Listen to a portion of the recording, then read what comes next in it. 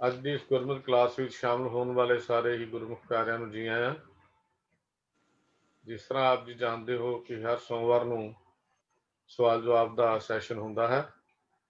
ਆਪ ਜੀ ਵੱਲੋਂ ਭੇਜੇ ਹੋਏ ਸਵਾਲ ਵਿਚਾਰ ਕਰਕੇ ਪੈਨਲ ਮੈਂਬਰਸ ਵੱਲੋਂ ਉਹਨਾਂ ਦੇ ਜਵਾਬ ਬਣਾਏ ਜਾਂਦੇ ਹਨ ਔਰ ਕੁਝ ਸਵਾਲ ਐਸੇ ਵੀ ਹੁੰਦੇ ਹਨ ਜਿਨ੍ਹਾਂ ਨੂੰ ਅਸੀਂ ਹੋਰ ਵਿਚਾਰ ਦੀ ਲੋੜ ਸਮਝਦੇ ਹੋਏ ਉਹਨਾਂ ਨੂੰ ਅਜੇ ਹੋਰ ਪੈਂਡਿੰਗ ਕਰ ਦਿੰਦੇ ਹਾਂ।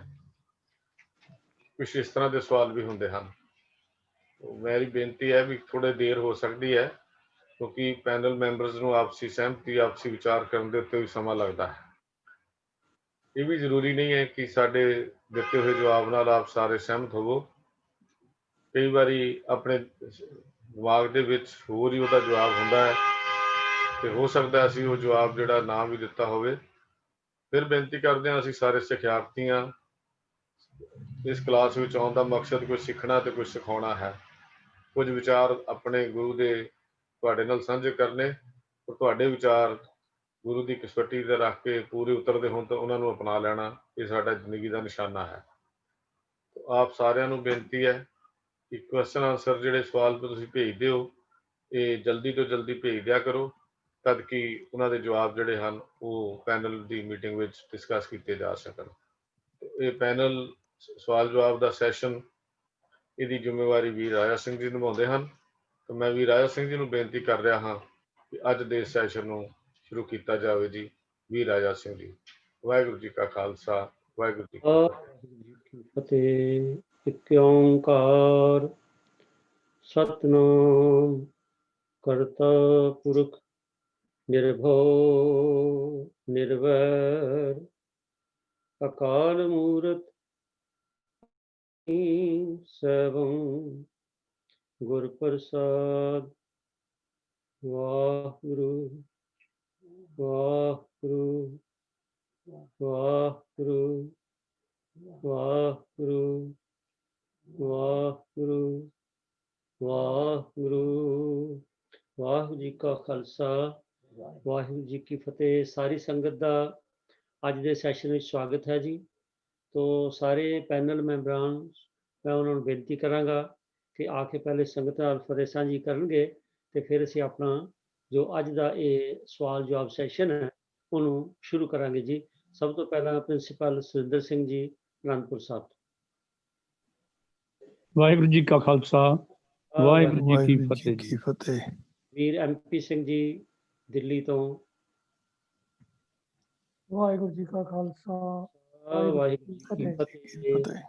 ਗਿਆਨੀ ਅੰਮ੍ਰਿਤਪਾਲ ਸਿੰਘ ਜੀ। ਖਾਲਸਾ ਜੀ, ਵਾਹਿਗੁਰੂ ਜੀ ਕੀ ਫਤਿਹ। ਫਤਿਹ। ਸਤਿਜਿੰਦਰ ਸਿੰਘ ਜੀ। ਵਾਹਿਗੁਰੂ ਜੀ ਕਾ ਖਾਲਸਾ, ਵਾਹਿਗੁਰੂ ਜੀ ਕੀ ਫਤਿਹ। ਫਤਿਹ। ਸਾਹਿਬ ਮਨਮੋਹਨ ਸਿੰਘ ਜੀ। ਸਾਹਿਬ ਮਨਮੋਹਨ ਸਿੰਘ ਜੀ। ਹਾਲੇ ਤੱਕ ਨਜ਼ਰ ਨਹੀਂ ਆਏ।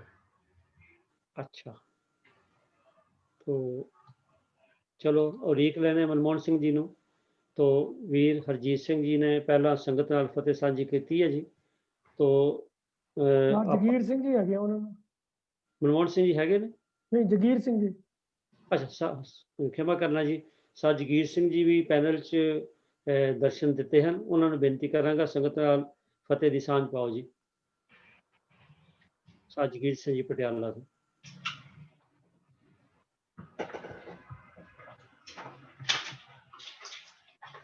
जगीर सिंह जी अपने अनम्यूट कर लो जी, जगीर सिंह जी।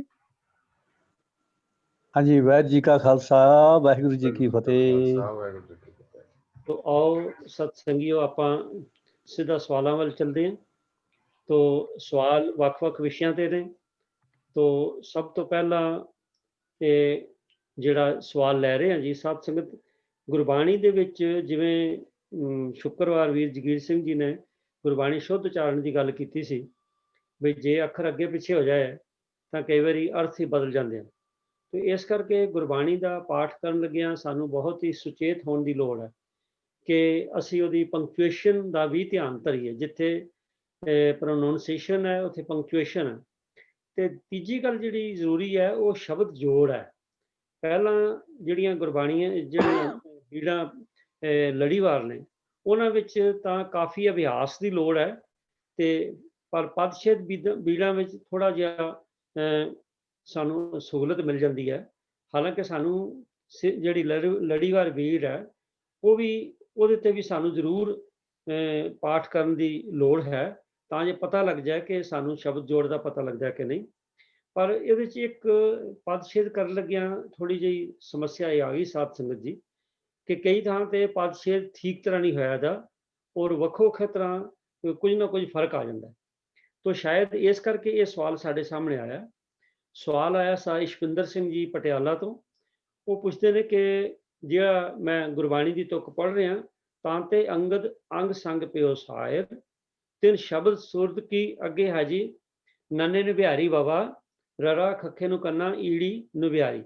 इनू नीव रखाई पढ़नी है कां या की पहले ला के किनी रखाई पढ़नी।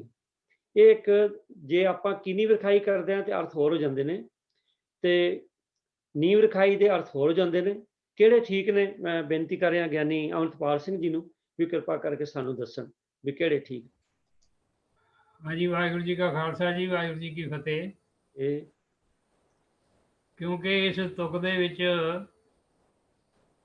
तां ते अंगद अंग संग भयो सायर,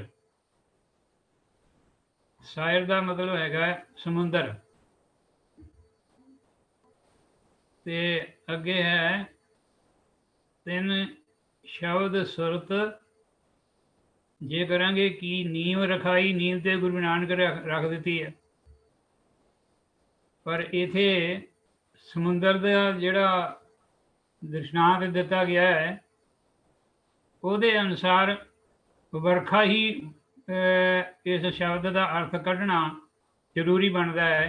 इस करके इसका पाठ किया जाएगा तिन शब्द सुरत किन्नी वर्खाई। सुरत दे ते शब्द की वर्खा की ठीक तां अंगद अंग संग भयो सायर, तिन शब्द सुरत किन्नी वर्खाई। इसी तरह पाठ का अर्थ स्पष्ट होएगा और सार्थक भी बन जाएगा। इस करके किन्नी वरखाई पाठ होना चाहिए है, नीव रखाई नहीं होना चाहिए।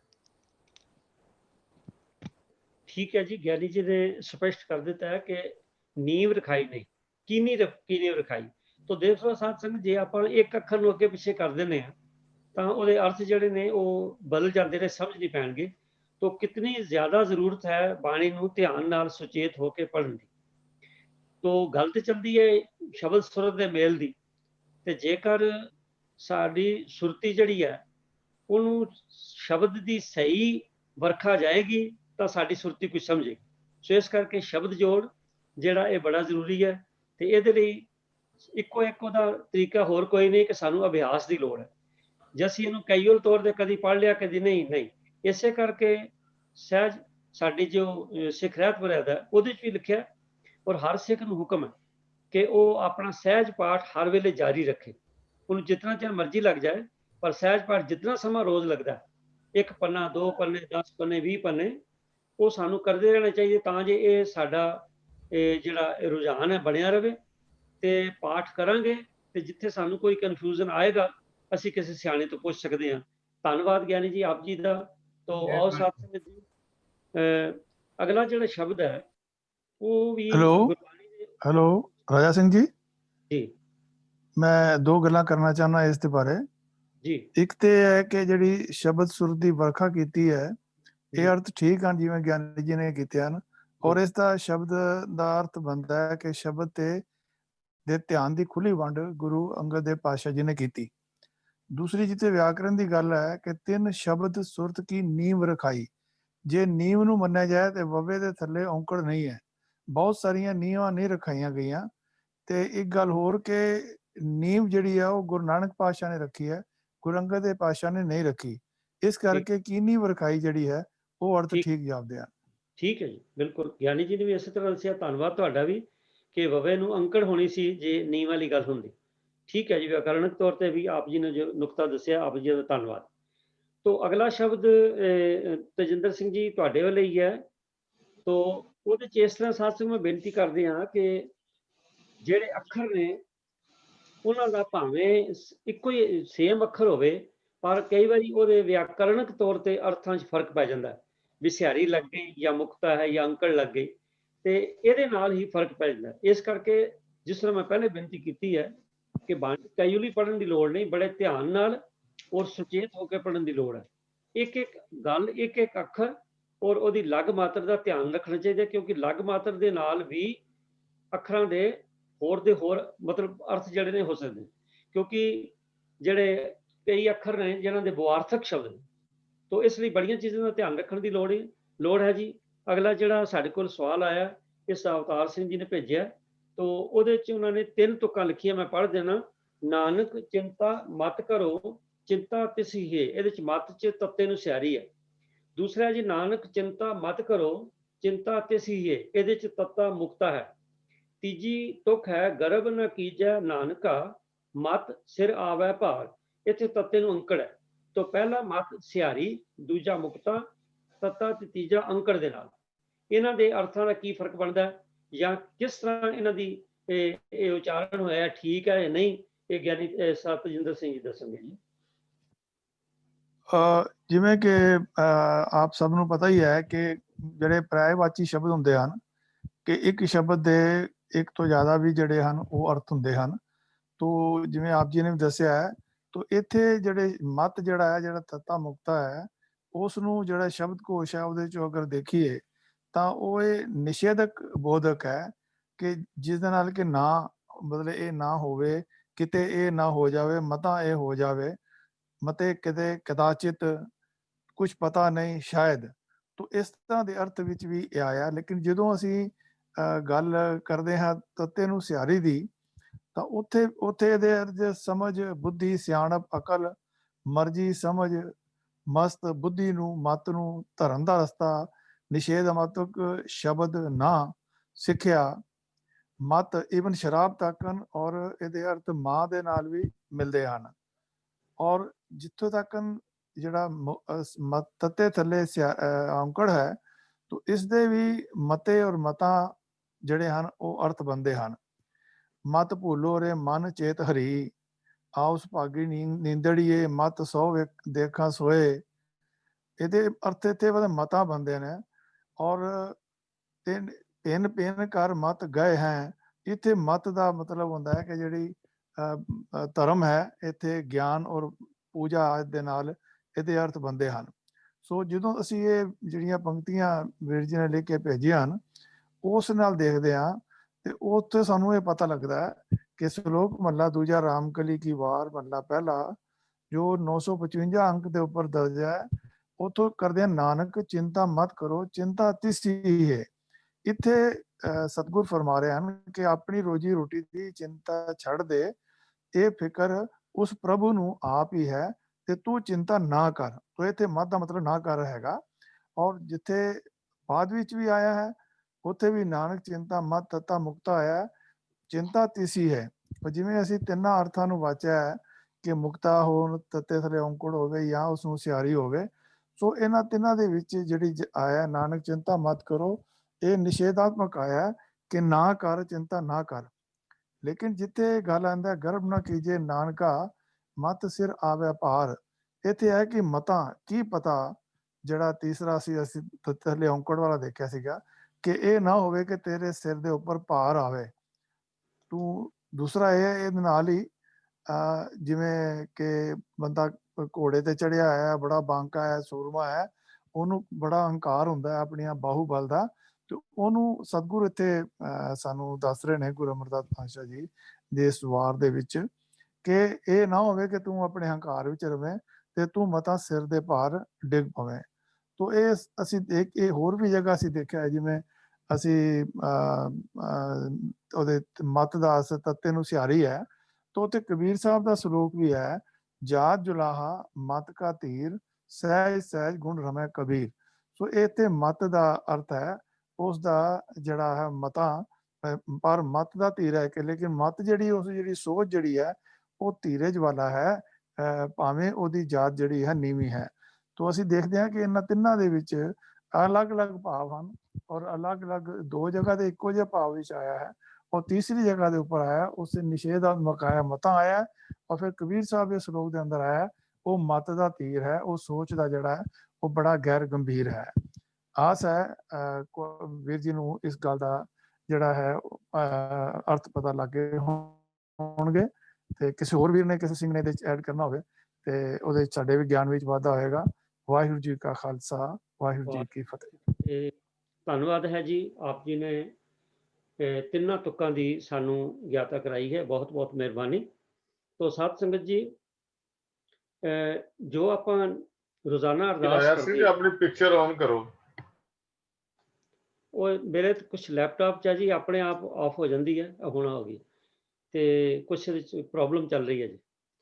ਤੋ ਸਾਧ ਸੰਗਤ ਜੀ, ਮੈਂ ਬੇਨਤੀ ਕਰ ਰਿਹਾ ਸਾਂ ਕਿ ਆਪਾਂ ਨਿਤ ਅਰਦਾਸ ਕਰਦੇ ਹਾਂ, ਔਰ ਆਪਾਂ ਦੇਖਿਆ ਹੋਣਾ ਕਿ ਅਰਦਾਸ ਜਿਹੜੀ ਹੈ ਉਹ ਕਈ ਵਾਰੀ ਜੇ ਖਾਸ ਕਰਕੇ ਆਪਾਂ ਕਿਤੇ ਡੇਰਿਆਂ ਤੇ ਜਾਂਦੇ ਹਾਂ ਜਾਂ ਉੱਥੇ ਜਿਹੜੀ ਅਰਦਾਸ ਹੁੰਦੀ ਹੈ, ਈਵਨ ਗੁਰਦੁਆਰਾ ਵਿੱਚ ਵੀ ਅਰਦਾਸ ਥੋੜ੍ਹਾ ਭਿੰਨਤਾ ਹੈ।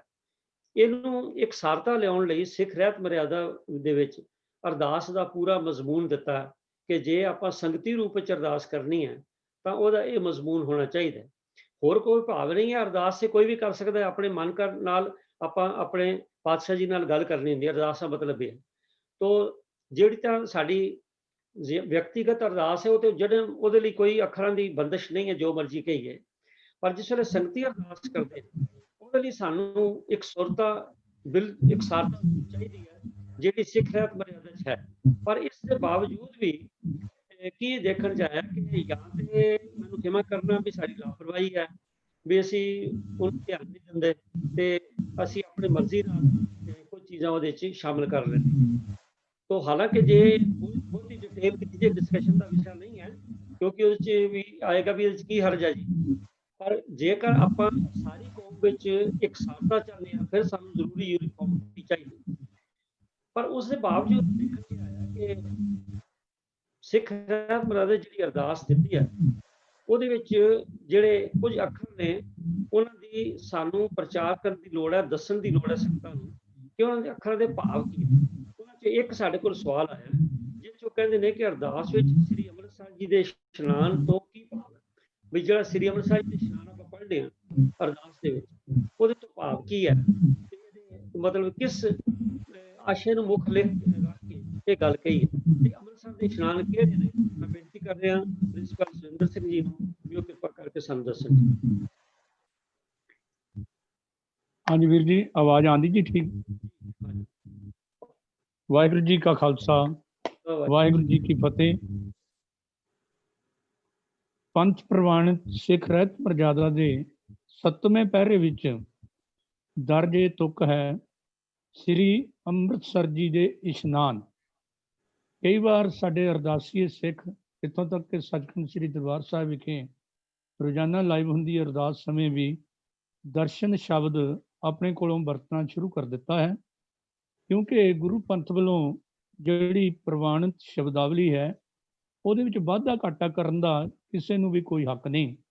ਇਸ ਲਈ ਪਹਿਲੇ ਨੰਬਰ ਤੇ ਤਾਂ ਇਹ ਗੱਲ ਸਪਸ਼ਟ ਹੋ ਜਾਣੀ ਚਾਹੀਦੀ ਹੈ ਕਿ ਦਰਸ਼ਨ ਇਸ਼ਨਾਨ ਨਹੀਂ, ਸਗੋਂ ਸਹੀ ਤੁਕ ਜਿਹੜੀ ਹੈ ਉਹ ਰਹਿਤ ਮਰਿਆਦਾ ਵਿੱਚ ਅੰਕਿਤ ਕੀਤੀ ਗਈ ਸ੍ਰੀ ਅੰਮ੍ਰਿਤਸਰ ਜੀ ਦੇ ਇਸ਼ਨਾਨ।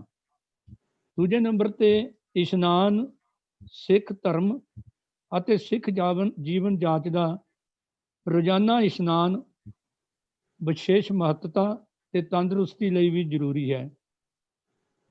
ਜਿਹੜੇ ਲੋਕ ਰੋਜ਼ਾਨਾ ਇਸ਼ਨਾਨ ਨਹੀਂ ਕਰਦੇ, ਗੁਰੂ ਨਾਨਕ ਪਾਤਸ਼ਾਹ ਨੇ ਜੈਨੀ ਸਰੇਵੜੇ ਅਨਬੀ ਨੂੰ ਉਪਦੇਸ਼ ਦਿੰਦੇ ਹੋਏ ਇਹ ਗੱਲ ਕਹੀ ਸੀ ਕਿ ਤੁਹਾਡੇ ਵਰਗੇ ਧਰਮੀ ਜੇ ਨਹਾਉਣ ਲਈ ਵੀ ਤਿਆਰ ਨਹੀਂ ਤਾਂ ਤੁਹਾਡੇ ਵਰਗੇ ਧਰਮੀਆਂ ਦੇ ਸਿਰ ਵਿੱਚ ਸੈਂਕੜੇ ਬੱਠਲ ਸਵਾਹ ਦੇ ਭਰ ਕੇ ਪਾ ਦੇਣੇ ਚਾਹੀਦੇ। ਉਹ ਤੁਕ ਬੜੀ ਮਸ਼ਹੂਰ ਅਸੀਂ ਪੜ੍ਹਦੇ ਹਾਂ, ਉਹ ਜੇ ਸਿਰ ਖੁੱਥੇ ਨਹਾਵਣ ਨਹੀਂ ਤਾਂ 7 ਚੱਟੇ ਸਿਰ ਛਾਈ। ਕਈ ਵਿਦਵਾਨਾਂ ਦਾ ਵਿਚਾਰ ਹੈ ਕਿ 7 ਨੂੰ ਛੱਤ ਪੜ੍ਹਿਆ ਜਾਵੇ, ਇਹ ਸੈਂਕੜਿਆਂ ਦੀ ਗਿਣਤੀ ਵਿੱਚ ਆਉਂਦਾ ਹੈ। ਸੋ ਗੁਰੂ ਨਾਨਕ ਪਾਤਸ਼ਾਹ ਨੇ ਰੋਜ਼ਾਨਾ ਨਹਾਉਣ ਨਾ ਵਾਲਿਆਂ ਵਾਸਤੇ ਇਹ ਉਪਦੇਸ਼ ਦਿੰਦੇ ਹੋਏ ਸਖਤ ਹਦਾਇਤ ਕੀਤੀ ਸੀ ਕਿ ਗੁਰਸਿੱਖ ਨੇ ਇਸ਼ਨਾਨ ਜ਼ਰੂਰ ਕਰਨਾ ਹੈ। ਪਰ ਇਹ ਵੀ ਚੇਤੇ ਰੱਖਣ ਵਾਲੀ ਗੱਲ ਕਿ ਕਿਸੇ ਧਾਰਮਿਕ ਅਸਥਾਨ ਜਾਂ ਤੀਰਥ ਇਸ਼ਨਾਨ ਦੇ ਕਿਸੇ ਖਾਸ ਦਿਨ ਨਾਲ ਜੁੜੇ ਹੋਏ ਜਾ ਕੇ ਇਸ਼ਨਾਨ ਕਰਨ ਨੂੰ ਗੁਰਮਤ ਦੇ ਵਿੱਚ ਕੋਈ ਮਾਨਤਾ ਨਹੀਂ ਦਿੱਤੀ, ਔਰ ਖਾਸ ਸਥਾਨਾਂ ਤੇ ਜਾ ਕੇ ਇਸ਼ਨਾਨ ਨੂੰ ਵੀ ਕੋਈ ਮਹੱਤਤਾ ਨਹੀਂ। ਜੈਸੇ ਬਾਬਾ ਕਬੀਰ ਜੀ ਦੇ ਪਾਵਨ ਬਚਨ ਹਨ। ਜਲ ਕੇ ਮੱਜਨ ਜੇਗਤ ਹੋਵੇ, ਨਿਤ ਨਿਤ ਮੇਂਢਕ ਨਹਾਵੇ, ਜੈਸੇ ਮੇਂਢਕ ਤੈਸੇ ਹੋਏ ਨਰ, ਫਿਰ ਜੂਨੀ ਆਵੇ। ਇਸ ਲਈ ਅੰਮ੍ਰਿਤਸਰ ਜੀ ਦੇ ਇਸ਼ਨਾਨ ਬਾਰੇ ਸਾਨੂੰ ਸਰਬਪੱਖੀ ਵਿਚਾਰ ਜਿਹੜੀ ਹੈ ਨਾ ਉਹ ਸਾਹਮਣੇ ਰੱਖ ਲੈਣੀ ਚਾਹੀਦੀ। ਪਹਿਲਾਂ ਤਾਂ ਇਹ ਯਾਦ ਰੱਖਣਾ ਕਿ ਅੰਮ੍ਰਿਤਸਰ ਸ਼ਬਦ ਬਹੁਤ ਪੁਰਾਣਾ ਲਫ਼ਜ਼ ਹੈ। ਯੋਗ ਮਤ ਅਨੁਸਾਰ ਵੀ ਮਨੁੱਖ ਅੰਦਰ ਇੱਕ ਅੰਮ੍ਰਿਤ ਦਾ ਤਲਾਅ ਹੈ, ਜੋ ਪ੍ਰਾਣਾਯਾਮ ਦੁਆਰਾ ਕੁੰਡਲੀ ਖੁੱਲਣ ਤੇ ਉਸ ਸਮਰੱਥੀ ਪ੍ਰਾਪਤ ਹੋਣ ਦਾ ਜ਼ਿਕਰ ਜਿਹੜਾ ਹੈ ਉਹ ਕੀਤਾ ਗਿਆ। ਜਾਂ 10ਵੇਂ ਦੁਆਰ ਵਿੱਚੋਂ ਅੰਮ੍ਰਿਤ ਝਰਨ ਦੀ ਗੱਲ ਜਿਹੜੀ ਉਹ ਜੋਗੀਆਂ ਵਿੱਚ ਆਮ ਹੈ। ਜਿੱਥੋਂ ਤੱਕ ਗੁਰਮਤਿ ਦਾ ਸੰਬੰਧ ਹੈ, ਗੁਰੂ ਨਾਨਕ ਪਾਤਸ਼ਾਹ ਜੀ ਤੋਂ ਪਹਿਲਾਂ ਬਾਬਾ ਨਾਮਦੇਵ ਜੀ ਨੇ ਇਸ ਸ਼ਬਦ ਦੀ ਵਰਤੋਂ ਅੰਮ੍ਰਿਤਸਰ ਦੀ ਆਪਣੀ ਬਾਣੀ ਵਿੱਚ ਕੀਤੀ ਹੈ। ਤੇ ਧੰਨ ਗੁਰੂ ਅਮਰਦਾਸ ਜੀ ਮਹਾਰਾਜ ਨੇ ਕਾਇਆ ਅੰਦਰ ਅੰਮ੍ਰਿਤਸਰ ਸਾਚਾ, ਮਨ ਪੀਵੇ ਭਾਏ ਸੁਭਾਈਏ, ਇਸ ਤਰ੍ਹਾਂ ਦਾ ਜ਼ਿਕਰ ਕੀਤਾ ਕਿ ਉਹ ਅੰਮ੍ਰਿਤਸਰ ਜਿਹੜਾ ਉਹ ਸਿੱਖ ਦੇ ਅੰਦਰ ਹੀ ਹੈ। ਮਾਰੂ ਸੋਹਲੇ ਮਹਿਲਾ ਤੀਜਾ ਪੰਨਾ 1046 ਦੀ ਇਹ ਤੁਕ ਹੈ। ਤੇ ਧੰਨ ਗੁਰੂ ਰਾਮਦਾਸ ਜੀ ਮਹਾਰਾਜ ਨੇ ਵੀ ਇਹ ਸ਼ਬਦ ਦੀ ਵਰਤੋਂ ਕਰਦੇ ਹੋਏ ਸਤਿਗੁਰੂ ਪ੍ਰਥਾਏ ਇਹ ਸ਼ਬਦ ਆਖਿਆ ਕਿ ਸਾਡਾ ਅਸਲੀ ਸਰੋਵਰ ਅੰਮ੍ਰਿਤਸਰ ਸਤਿਗੁਰੂ ਹੈ। ਜਿਵੇਂ ਉਹਨਾਂ ਦੇ ਪਾਵਨ ਬਚਨ ਹਨ, ਅੰਮ੍ਰਿਤਸਰ ਸਤਿਗੁਰ ਸਤਿਬਾਦੀ, ਜਿਤ ਨਾਤੇ ਕਊਆ ਹੰਸ ਹੋਏ। ਇੱਥੇ ਗੁਰਬਾਣੀ ਦੇ ਵਿੱਚ ਗੁਰੂ ਰਾਮਦਾਸ ਪਿਤਾ ਨੇ ਗੁਰੂ ਨੂੰ ਹੀ ਅੰਮ੍ਰਿਤਸਰ ਦਾ ਦਰਜਾ ਦਿੱਤਾ ਹੈ। ਤੇ ਜਿਹੜਾ ਕੇਂਦਰੀ ਸ਼ਹਿਰ ਚੌਥੇ ਪਾਤਸ਼ਾਹ ਗੁਰੂ ਰਾਮਦਾਸ ਜੀ ਮਹਾਰਾਜ ਨੇ ਰਾਮਦਾਸਪੁਰਾ, ਚੱਕ ਰਾਮਦਾਸਪੁਰ ਪਹਿਲੇ ਨਾਮ ਨੇ ਵਸਾਇਆ, ਉੱਥੇ ਜਾਤ ਪਾਤ ਦੇ ਖਾਤਮੇ ਦੇ ਲਈ ਸਰੋਵਰ ਦੀ ਸਿਰਜਣਾ ਕੀਤੀ ਤੇ ਉਹਨੂੰ ਅੰਮ੍ਰਿਤਸਰ ਸਰੋਵਰ ਕਿਹਾ ਗਿਆ। ਬਾਅਦ ਵਿੱਚ ਸ਼ਹਿਰ ਦਾ ਨਾਮ ਵੀ ਜਿਹੜਾ ਹੈ ਉਹ ਅੰਮ੍ਰਿਤਸਰ ਪ੍ਰਚਲਿਤ ਹੋ ਗਿਆ।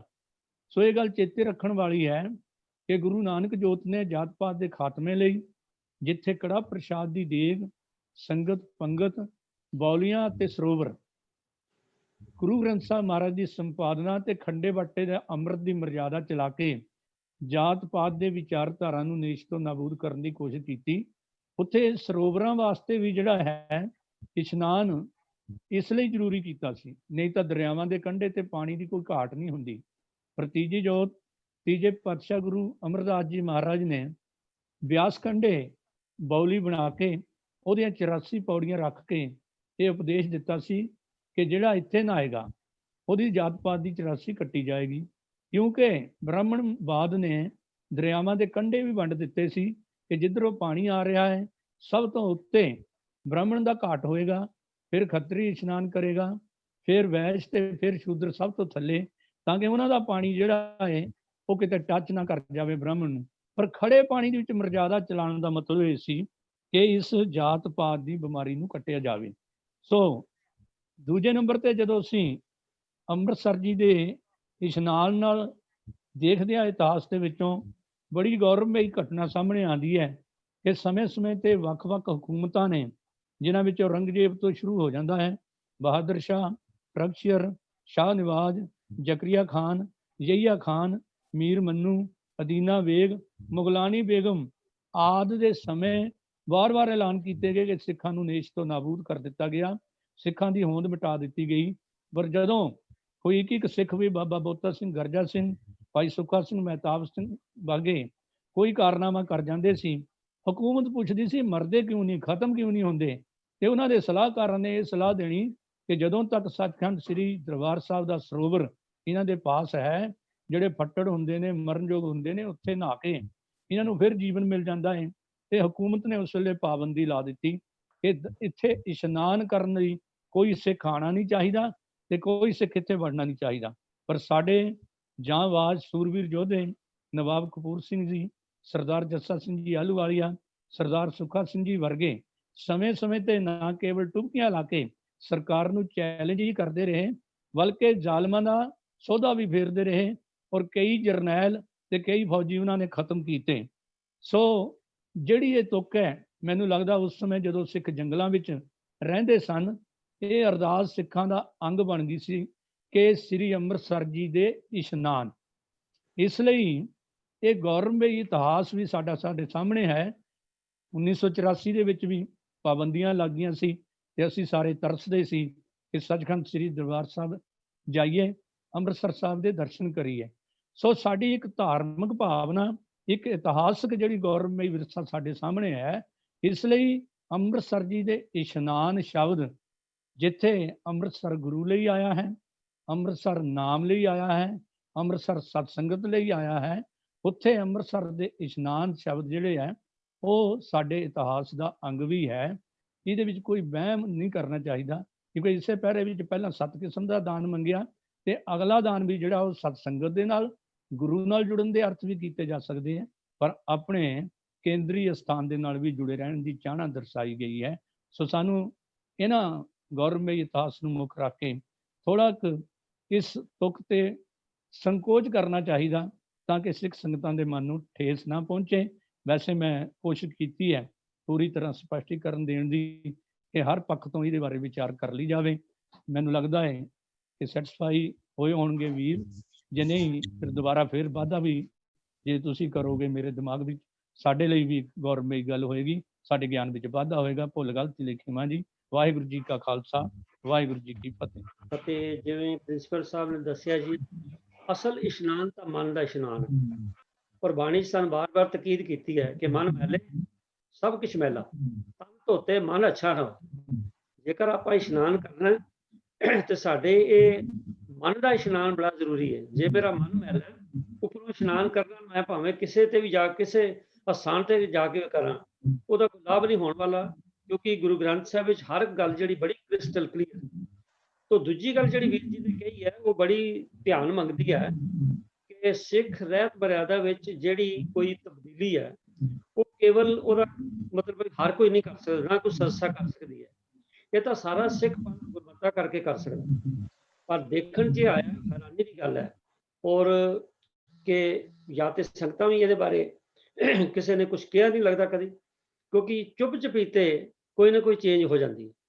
ਹੁਣ ਜਿਵੇਂ ਇਹੀ ਚੇਂਜ ਹੈ ਕਿ ਪ੍ਰਿੰਸੀਪਲ ਸਾਹਿਬ ਨੇ ਦੱਸਿਆ ਕਿ ਲਫ਼ਜ਼ ਉੱਥੇ ਅਜੇ ਵੀ ਮਰਿਆਦਾ 'ਚ ਇਹੀ ਲਿਖਿਆ ਹੈ ਕਿ ਅੰਮ੍ਰਿਤਸਰ ਜੀ ਦੇ ਇਸ਼ਨਾਨ, ਪਰੰਤੂ ਅਰਦਾਸ ਵੇਲੇ ਕਹਿੰਦੇ ਦਰਸ਼ਨ ਇਸ਼ਨਾਨ।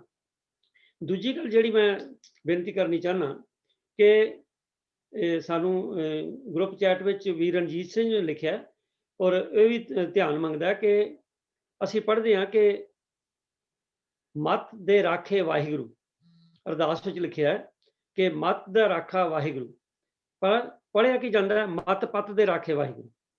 ਔਰ ਦਰਬਾਰ ਸਾਹਿਬ ਤੋਂ ਜਿਹੜੀ ਆਉਂਦੀ ਹੈ ਅਰਦਾਸ ਆਪਾਂ ਸੁਣਦੇ ਹਾਂ ਰੋਜ਼ਾਨਾ ਲਾਈਵ ਵੀ, ਉਹ 'ਚ ਇਹੀ ਲਿਖਿਆ ਹੁੰਦਾ ਹੈ ਕਿ ਮੱਤ ਪੱਤ ਦਾ ਰਾਖਾ ਆਪ ਵਾਹਿਗੁਰੂ।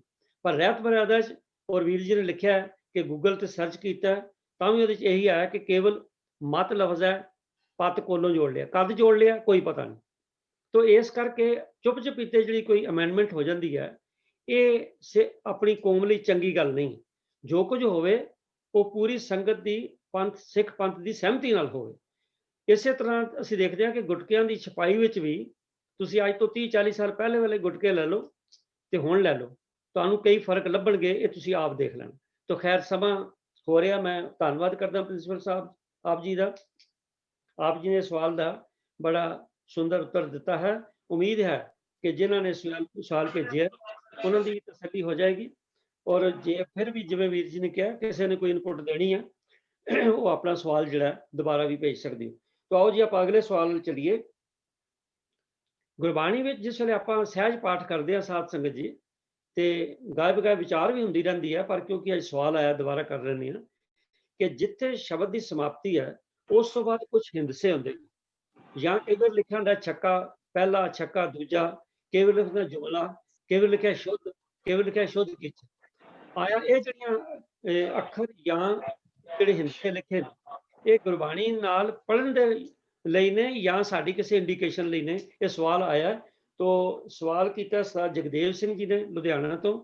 ਤੇ ਮੈਂ ਬੇਨਤੀ ਕਰ ਰਿਹਾ ਸਰਦਾਰ ਜਗੀਰ ਸਿੰਘ ਜੀ ਨੂੰ ਵੀ ਉਹ ਕਿਰਪਾ ਕਰਕੇ ਇਸ ਦਾ ਉੱਤਰ ਦੇਣ ਕਿ ਸ਼ਬਦਾਂ ਦੇ ਅਖੀਰ ਤੇ ਜਿਹੜੇ ਹਿੰਦਸੇ ਜਾਂ ਅੱਖਰ ਲਿਖੇ ਹੁੰਦੇ ਨੇ, ਜਿਵੇਂ ਕਿ ਛੱਕਾ ਪਹਿਲਾ, ਦੂਜਾ, ਛੱਕਾ ਤੀਜਾ, ਜੁਮਲਾ, ਸ਼ੁੱਧ ਜਾਂ ਸ਼ੁੱਧ ਕੀਚ, ਇਹ ਪੜ੍ਹਨੇ ਨੇ ਜਾਂ ਨਹੀਂ ਪੜ੍ਹਨੇ? ਹਾਂਜੀ ਜਗੀਰ ਸਿੰਘ ਜੀ। ਹਾਂਜੀ, ਵਾਹਿਗੁਰੂ ਜੀ ਕਾ ਖਾਲਸਾ, ਵਾਹਿਗੁਰੂ ਜੀ ਕੀ ਫਤਿਹ। ਜਿਸ ਤਰ੍ਹਾਂ ਵੀਰ ਜੀ ਨੇ ਤਾਂ ਆਪਾਂ ਨੂੰ ਦੱਸ ਹੀ ਦਿੱਤਾ ਜੀ ਵੀ ਇਹ ਸਾਡੇ ਸੂਚਕ ਵਾਚਕ ਅੰਕ ਨੇ, ਇਹ ਨਹੀਂ ਪੜ੍ਹਨੇ ਚਾਹੀਦੇ ਜੀ। ਤੇ ਬਸ ਇਹਦਾ ਜਵਾਬ ਇੰਨਾ ਹੀ ਹੈ ਸਾਡੇ ਕੋਲ। ਵਾਹਿਗੁਰੂ ਜੀ ਕਾ ਖਾਲਸਾ, ਵਾਹਿਗੁਰੂ ਜੀ ਕੀ ਫਤਿਹ। ਸ਼ੁੱਧ ਕੀਚੇ ਜਿਹੜਾ ਹੈ ਇਹ ਗੁਰੂ ਸਾਹਿਬ ਜੀ ਦੀ ਡਾਇਰੈਕਸ਼ਨ ਹੈ, ਸ਼ਾਇਦ ਇਹ ਵੀ ਕਲੀਅਰ ਕਰ ਦਿਓ ਭਾਈ ਗੁਰਦਾਸ ਜੀ ਨੇ ਜਾਂ ਕਿਸ ਤਰ੍ਹਾਂ। ਹਾਂਜੀ, ਜਿਸ ਟਾਈਮ ਇਹ 12 ਚਾਰਨ ਕੀਤੀਆਂ ਗਈਆਂ ਸੀ ਜੀ, ਉਸ ਟਾਈਮ ਫਿਰ ਗੁਰੂ ਸਾਹਿਬ ਨੇ ਕਿਹਾ ਵੀ ਇਹ ਸ਼ੁੱਧ ਚਾਰਨ ਇਹਨੂੰ ਸ਼ੁੱਧ ਕੀਤਾ ਜਾਵੇ। ਠੀਕ ਹੈ। ਤੋ ਸਾਧ ਸੰਗਤ ਜੀ ਦੇਖੋ ਗੁਰੂ ਸਾਹਿਬਾਨ ਗੁਰੂ ਅਰਜਨ ਸਾਹਿਬ ਸੱਚੇ ਪਾਤਸ਼ਾਹ ਜੀ ਨੇ ਜਿਸ ਵੇਲੇ ਬਾਣੀ ਦੀ ਸੰਪਾਦਨਾ ਕੀਤੀ ਹੈ, ਉਹ ਕਿੰਨਾ ਕੁ ਉਹਨਾਂ ਦਾ ਇੱਕ ਵਿਸ਼ਾਲ ਸੋਚਣ ਦਾ ਦਾਇਰਾ ਸੀ ਕਿ ਇਸ ਗੁਰਬਾਣੀ ਦੇ ਵਿੱਚ ਕੋਈ ਮਿਲਾਵਟ ਨਾ ਕਰ ਸਕੇ, ਕੋਈ ਵਾਧਾ ਜਾਂ ਘਾਟਾ ਨਾ ਕਰ ਸਕੇ। ਉਹਨਾਂ ਨੇ ਇਹ ਜਿਹੜੀ ਹਿੰਸਿਆਂ ਵਾਲੀ ਜਿਹੜੀ ਸਕੀਮ ਹੈ ਉਹ ਜੋੜੀ ਹੈ।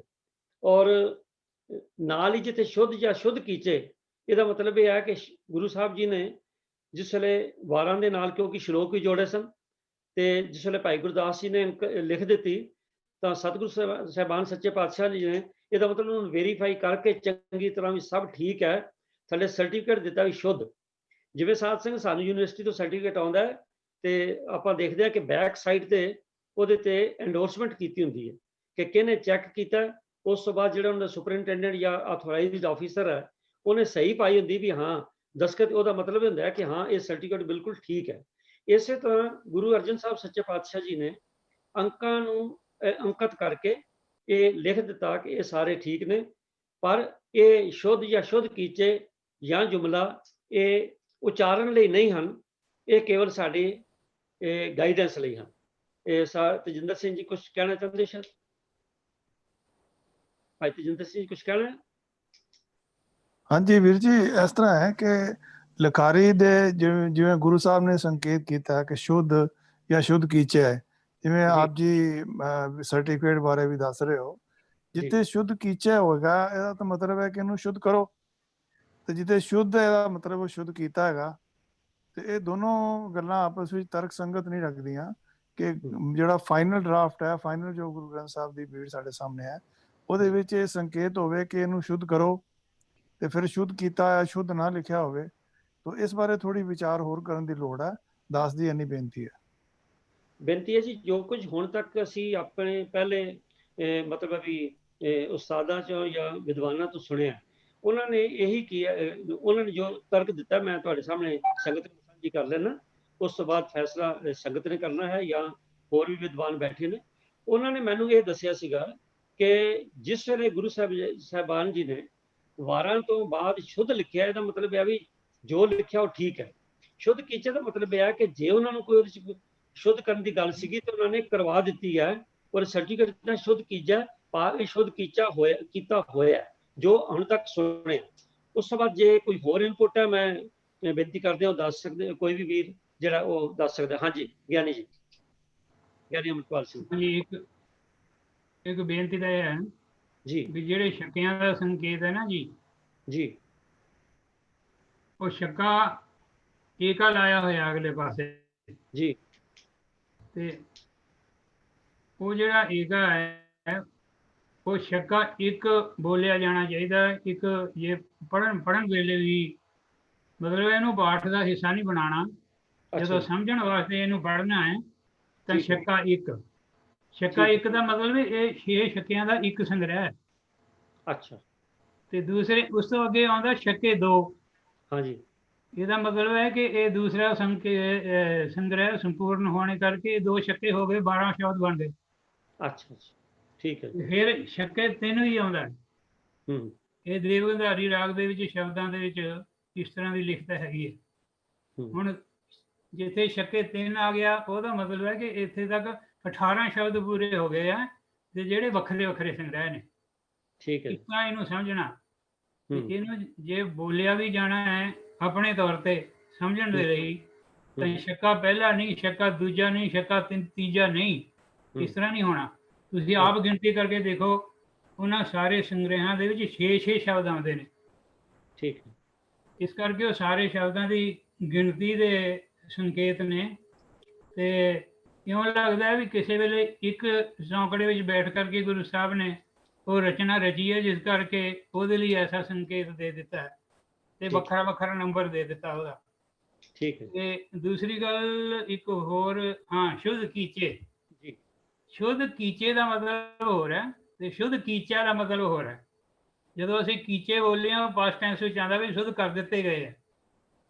ਜਦੋਂ ਅਸੀਂ ਉਹਨੂੰ ਪੜ੍ਹਦੇ ਹਾਂ ਕਿ ਸ਼ੁੱਧ ਕੀਚਾ, ਉਹਦਾ ਮਤਲਬ ਹੋ ਜਾਂਦਾ ਸ਼ੁੱਧ ਕਰ ਲਵੋ।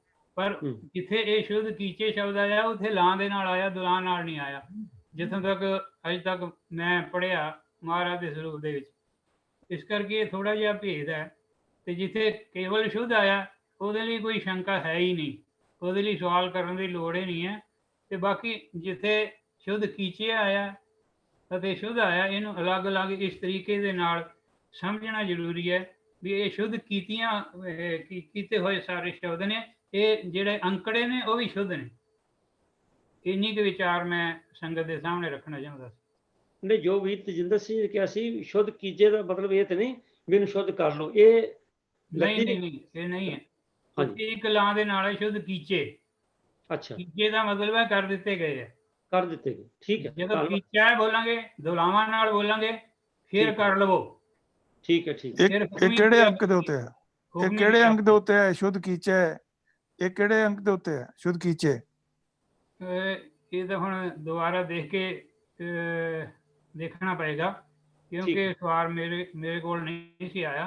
ਠੀਕ ਹੈ ਕਰਕੇ ਪਰ ਜੋ ਕੁਛ ਅਸੀਂ ਅੱਜ ਤੱਕ ਵਿਚਾਰਦੇ ਰਹੇ ਹਾਂ, ਉਹ ਇਹੋ ਕੁਝ ਸੀ ਜੋ ਮੈਂ ਆਪ ਜੀ ਦੇ ਸਾਹਮਣੇ ਬੇਨਤੀ ਕੀਤੀ। ਦੁਲਾਂ ਦੇ ਨਾਲ ਤਾਂ ਹੈ ਹੀ ਨਹੀਂਗਾ, ਜਿੱਥੇ ਵੀ ਹੈਗਾ ਲਾਂ ਨਾਲ ਹੀ ਹੈ। ਦੁਲਾਂ ਨਾਲ ਤਾਂ ਲਾਂ ਨਾਲ ਹੀ ਹੈ, ਇੱਕ ਲਾਂ ਨਾਲ ਹੈ। ਦੁਲਾਂ ਨਾਲ ਤਾਂ ਹੈਗਾ ਹੀ ਨਹੀਂਗਾ, ਦੁਲਾਂ ਨਾਲ ਵਾਲਾ ਹੈ ਨਹੀਂ ਹੈ। ਜਿੱਥੇ ਇੱਕ ਲਾਂ ਨਾਲ ਹੈ, ਉਹਦਾ ਮਤਲਬ ਸ਼ੁੱਧ ਕੀਤੇ ਜਾ ਚੁੱਕੇ ਹੈ, ਪਾਸਟ ਟੈਂਸ ਦੀ ਗੱਲ ਹੈ। ਠੀਕ ਹੈ, ਇਸ ਕਰਕੇ ਇਹਨੂੰ ਹੁਕਮੀ ਕਿਰਿਆ ਨਹੀਂ ਹੈ ਇੱਥੇ। ਠੀਕ ਹੈ। ਸੋ ਗਿਆਨੀ ਜੀ ਨੇ ਸਪਸ਼ਟ ਕਰਤਾ, ਧੰਨਵਾਦ ਗਿਆਨੀ ਜੀ ਆਪ ਜੀ ਦਾ ਵੀ, ਕਿ ਬਾਣੀ ਵਿੱਚ ਕੋਈ ਵੀ ਐਸੀ ਤਰਕ ਸੰਗਤ ਗੱਲ ਮਹਾਰਾਜ ਨੇ ਨਹੀਂ ਰੱਖੀ ਹੈ। ਹਰ ਚੀਜ਼ ਬੜੀ ਕ੍ਰਿਸਟਲ ਕਲੀਅਰ। ਤੋ ਕੀਜੇ ਇੱਕ ਲਾਂ ਨਾਲ ਹੈ, ਇਹਦਾ ਮਤਲਬ ਸ਼ੁੱਧ ਕਰ ਦਿੱਤਾ ਗਿਆ ਹੈ। ਤੋ ਇਹ ਗੁਰੂ ਸਾਹਿਬ ਨੇ ਆਪਣੇ ਵੱਲੋਂ ਸਰਟੀਫਿਕੇਟ ਦਿੱਤਾ। ਤੋ ਆਪ ਸਭ ਦਾ ਬਹੁਤ ਬਹੁਤ ਧੰਨਵਾਦ ਹੈ ਜੀ। ਸਮਾਂ ਹੋ ਰਿਹਾ, ਮੈਂ ਅਗਲੇ ਸ਼ਬਦ ਵੱਲ ਚੱਲ ਰਿਹਾ ਜੀ। ਅਗਲਾ ਸ਼ਬਦ ਜਿਹੜਾ ਹੈ, ਇਹ ਇੱਕ ਵਾਰੀ ਪਹਿਲਾਂ ਵੈਸੇ ਪਾਰਟਲੀ ਡਿਸਕਸ ਹੋ ਚੁੱਕਾ ਹੈ, ਪਰ ਇਹ ਸ਼ਬਦ ਦੁਬਾਰਾ ਆ ਗਿਆ। ਤੋ ਅਸੀਂ ਪੈਨਲ ਵਿੱਚ ਡਿਸਕਸ ਕੀਤਾ ਔਰ ਆਪ ਜੀ ਦੇ ਸਾਹਮਣੇ ਰੱਖ ਰਹੇ ਹਾਂ ਕਿ ਜਿਸ ਵੇਲੇ ਗੁਰਬਾਣੀ ਆਪਾਂ ਪੜ੍ਹਦੇ ਹਾਂ ਕਿ ਰਾਮਦਾਸ ਸੋਢੀ ਤਿਲਕ ਦਿਆ ਗੁਰ ਸ਼ਬਦ ਸੱਚ ਨਿਸ਼ਾਨ ਜੀਓ। ਇੱਕ ਤੁਕ ਹੈ ਕਿ ਸਹਿ ਟਿਕਾ ਦਿੱਤੋਸ ਜੀਵਦਾ। ਬਈ ਇਹ ਜਿਹੜਾ ਗੁਰਮਤ ਅਨੁਸਾਰ, ਗੁਰਮਤ ਦੇ ਚਾਨਣ ਵਿੱਚ ਤਿਲਕ ਲਾਉਣਾ ਜਾਂ ਟਿੱਕਾ ਲਾਉਣਾ, ਇਹ ਕਿਆ ਜਾਇਜ਼ ਹੈ? ਮੈਂ ਵੀਰ ਮਨਮੋਹਨ ਸਿੰਘ ਨੂੰ ਬੇਨਤੀ ਕਰਾਂਗਾ ਵੀ ਇਹਦੇ ਬਾਰੇ ਉਹ ਥੋੜਾ ਚਾਨਣਾ ਪਾਉਣ ਜੀ। ਮਨਮੋਹਨ ਸਿੰਘ।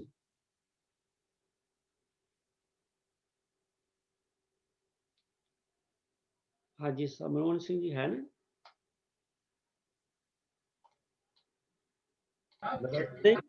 ਹਾਂਜੀ, ਆ ਗਏ। ਕਨੈਕਸ਼ਨ ਉੜ ਗਿਆ ਲੱਗਦਾ।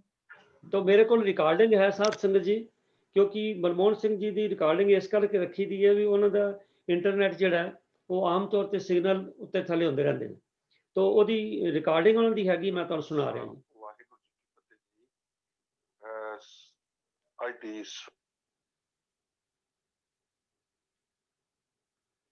क्षमा करना साथ संगत जी। ਅੱਜ ਦੀ ਇਸ ਵਿਸ਼ੇਸ਼ ਕਲਾਸ ਵਿੱਚ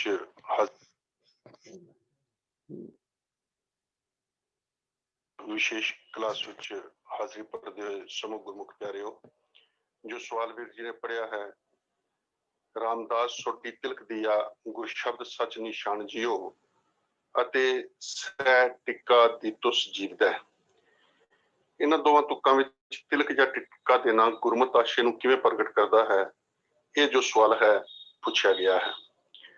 ਸੋ ਗੁਰੂ ਪਿਆਰੇ ਵਾਲਿਓ, ਜਦੋਂ ਅਸੀਂ ਗੁਰੂ ਨਾਨਕ ਪਾਤਸ਼ਾਹ ਦੇ ਇਸ ਨਿਆਰੇ ਖਾਲਸੇ ਦੀ ਗੱਲ ਕਰਦੇ ਹਾਂ ਤਾਂ ਸਤਿਗੁਰੂ ਪਾਤਸ਼ਾਹ ਨੇ ਉਸ ਵੇਲੇ ਜੋ ਇਹ ਆਪਣਾ ਨਿਆਰਾ ਧਰਮ ਸੰਸਾਰ ਦੇ ਅੰਦਰ ਪ੍ਰਗਟ ਕੀਤਾ, ਖਾਸ ਕਰਕੇ ਉਸ ਵੇਲੇ ਜਿੰਨੀਆਂ ਵੀ ਧਾਰਮਿਕ ਪ੍ਰਚਲਿਤ ਰੀਤਾਂ ਸਨ ਜੋ ਕਿ ਪਖੰਡ ਦਾ ਰੂਪ ਧਾਰਨ ਕਰ ਗਈਆਂ ਸਨ, ਸਤਿਗੁਰੂ ਪਾਤਸ਼ਾਹ ਨੇ ਉਹਨਾਂ ਨੂੰ ਇੱਕ ਪਾਸੇ ਰੱਖ ਕੇ ਸੱਚ ਧਰਮ ਜੋ ਸੀ ਉਹ ਸਾਨੂੰ ਦ੍ਰਿੜ ਕਰਾਉਣ ਦਾ ਯਤਨ ਕੀਤਾ ਸੀ।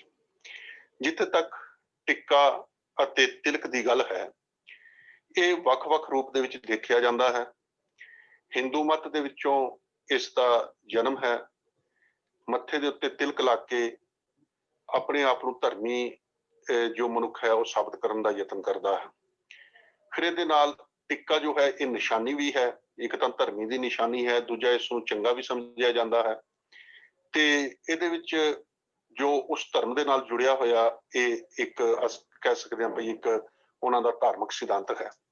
ਪਰ ਜਦੋਂ ਅਸੀਂ ਗੁਰੂ ਪਾਤਸ਼ਾਹ ਦੇ ਜੀਵਨ ਦੇ ਵਿੱਚੋਂ ਦੇਖਦੇ ਹਾਂ, ਗੁਰਬਾਣੀ ਚੋਂ ਦੇਖਦੇ ਹਾਂ, ਤੇ ਸਤਿਗੁਰੂ ਪਾਤਸ਼ਾਹ ਨੇ ਤਿਲਕ ਅਤੇ ਟਿੱਕੇ ਨੂੰ ਗੁਰਮਤਿ ਦੇ ਅੰਦਰ ਕੋਈ ਥਾਂ ਨਹੀਂ ਦਿੱਤੀ। ਕਾਨੜਾ ਮਹਿਲਾ 5ਵਾਂ ਸਤਿਗੁਰੂ ਪਾਤਸ਼ਾਹ ਬਖਸ਼ਿਸ਼ ਕਰਦੇ ਹਨ।